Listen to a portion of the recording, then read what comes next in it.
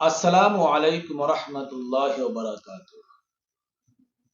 সুপ্রিয় দর্শক ও শ্রোতা, নবী করিম সাল্লাল্লাহু আলাইহি ওয়াসাল্লামের রমজান মাসে রেখে যাওয়া এই 20 রাকাত তারাবি নামাজ আমিরুল মুমিনিন খলিফাতুল মুসলিমিন হযরত আবু বকর সিদ্দিক রাদিয়াল্লাহু তাআলা আনহুর খেলাফত কালেও মসজিদে নববীতে চলতে থাকে।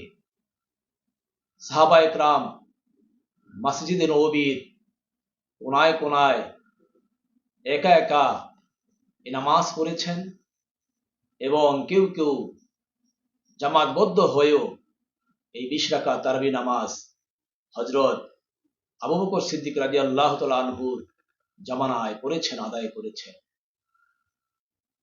পরবর্তীতে ইসলামের দ্বিতীয় খলিফা হযরত ওমর ফারুক রাদিয়াল্লাহু তাআলা আনহু তার খেলাফত কালে অবলোকন করলেন যে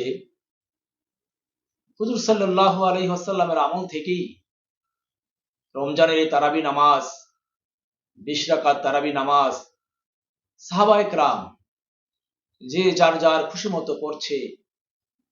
কেউ মসজিদের কোনায় কোনায় বিভিন্ন জায়গায় বিভিন্ন স্থানে একা একা এই নামাজগুলো বিক্ষিপ্তভাবে পড়ছে। আবার কেউ কেউ 4 জন 5 জন 6 জন 7 জন মিলে জামাতবদ্ধভাবে পড়ছে।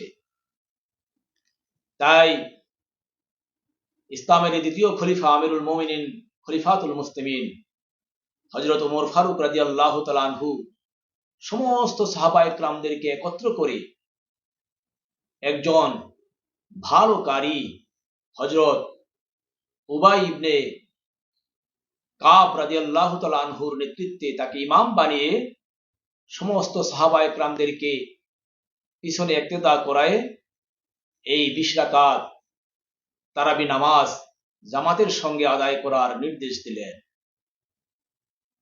আনুষ্ঠানিকভাবে মসজিদে নববীতে সেদিন থেকে এই রমজানের 20 রাকাত তারাবি নামাজ জামাতের সঙ্গে শুরু হয়। তখন হযরত ওমর ফারুক রাদিয়াল্লাহু তাআলা আনহু ছিলেন, হযরত উসমান রাদিয়াল্লাহু তাআলা আনহু ছিলেন, হযরত আলী রাদিয়াল্লাহু তাআলা আনহু ছিলেন এবং অন্যান্য সাহাবায়ে কেরাম সেখানে উপস্থিত ছিলেন। সমস্ত সাহাবায়ে কেরাম এতে ঐক্যমত পোষণ করলেন।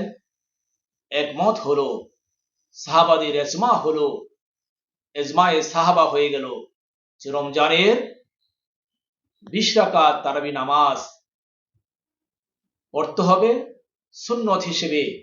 এটা এজমায়ে সুন্নত হয়ে গেল। সুন্নতে মুআক্কাদা হিসেবে সবাই ঐক্যবদ্ধভাবে এই 20 রাকাত তারাবি নামাজ শুরু করলেন। সাহাবায়ে কেরামদের মাঝে কোনো দ্বিমত দেখা দিল না, সবাই একমত হয়ে গেলেন। আর এই এজমায়ে সুন্নত, এজমায়ে সাহাবা আমাদের অনুসরণ করা সুন্নত, এটা আমাদেরকে মানতে হবে। এজমায়ে সাহাবা যদি কেউ না মানে তাহলে তার ঈমানই থাকবে না। সুতরাং আমাদের বুঝতে হবে আমরা কি করি, কি বলি, কি সিদ্ধান্ত নিচ্ছি। খবরদার সাহাবায়ে কেরামদের মতামতের কখনো বিরোধিতা করা যাবে না। কারণ রাসূল পাক সাল্লাল্লাহু আলাইহি ওয়াসাল্লাম ইরশাদ করেছেন, আলাইকুম বি সুন্নতি ওয়া সুন্নাতিল খুলাফাইর রাশিদিন আল মাহদিয়িন। অর্থাৎ তোমাদের উচিত আমার সুন্নতের উপর আমল করা এবং হেদায়েতপ্রাপ্ত খোলাফায়ে রাশিদিনের সুন্নতের উপর আমল করা। যেহেতু এটা ইজমায়ে সাহাবা, খোলাফায়ে রাশিদিনদের এই ঐক্যমত যে 20 রাকাত তারাবি নামাজ পড়তে হবে এবং তারা মসজিদে নববীতে নবী করিম সাল্লাল্লাহু আলাইহি ওয়াসাল্লামের অনুকরণেই তারা এটা ইমপ্লিমেন্ট করেছেন, চালু করেছেন।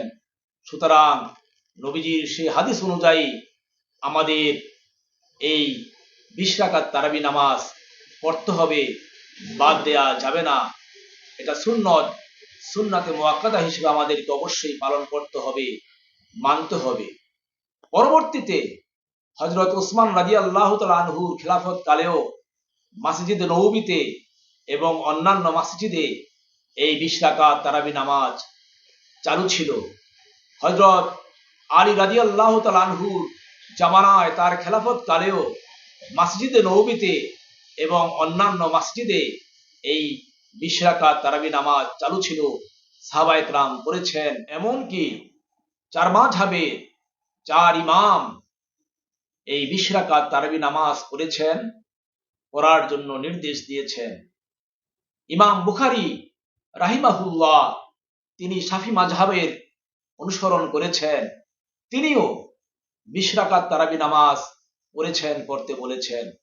সুতরাং আমরা রমজান মাসে সব সময় 20 রাকাত তারাবি নামাজ জামাতের সঙ্গে আদায় করব, আল্লাহ এবং আল্লাহর রাসূল সাল্লাল্লাহু আলাইহি ওয়াসাল্লামের সন্তুষ্টি অর্জন করব। কোনো আমল চোরা, বর্ণ চোরা, বিদাতি লা মাযহাবিদের, আহলে হাদিস, আহলে খবিসদের কথা শুনে আমরা বিভ্রান্ত হব না। আমরা খোলাফায়ে রাশিদিনের পথ এবং মত অনুসরণ করব, নবী করিম সাল্লাল্লাহু আলাইহি ওয়াসাল্লামের পথ এবং মতকে অনুসরণ করব। 20 রাকাত তারাবি নামাজ জামাতের সঙ্গে আদায় করে আল্লাহ পাকের রেজামন্দি হাসিল করব। আল্লাহ পাক আমাদের সবাইকে তৌফিক দান করুন, আমিন। আসসালামু আলাইকুম ওয়া রাহমাতুল্লাহি ওয়া বারাকাতুহু।